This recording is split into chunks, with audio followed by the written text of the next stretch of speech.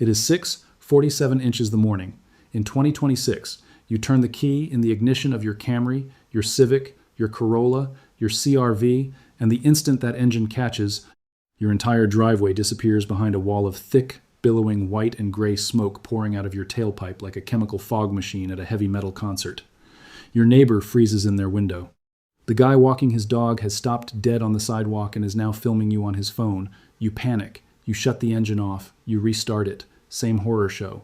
A massive, suffocating cloud, the idol is shaking the steering wheel, and your stomach drops into your shoes because you already know what's coming. You're going to tow this car to the nearest Western dealership, and a man in a polo shirt with a clipboard is going to walk out, glance at your exhaust, glance at your odometer, shake his head with that practiced look of fake pity, and deliver the sentence that funds his quarterly bonus.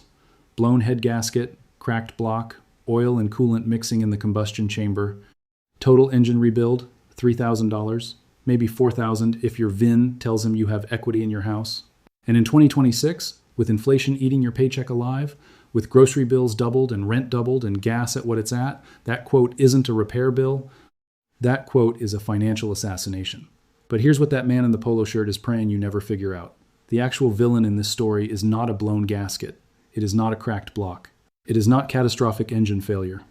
The actual villain is a piece of plastic the size of your thumb, with a tiny metal spring rattling inside it, sitting in plain view on top of your engine, that costs $8 at any parts store on the planet.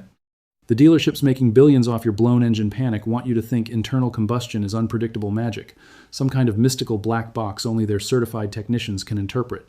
It isn't. It's basic vacuum physics, the same physics that's been understood since the Wright brothers.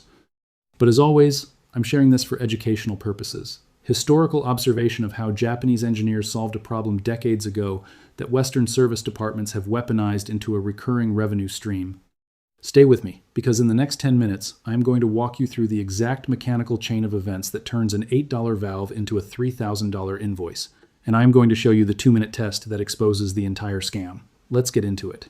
To understand why this scam works, you have to understand what is actually happening inside your engine every single second it runs.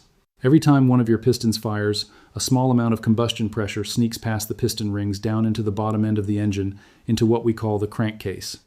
This is called blow-by, and it is unavoidable. Even on a brand new engine straight off the assembly line in Toyota City, you get blow-by. It is a fundamental consequence of physics.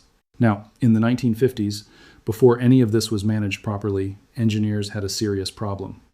That blow-by pressure would build up inside the crankcase and either blow oil seals out, vent toxic hydrocarbons into the atmosphere, or in extreme cases, cause crankcase explosions.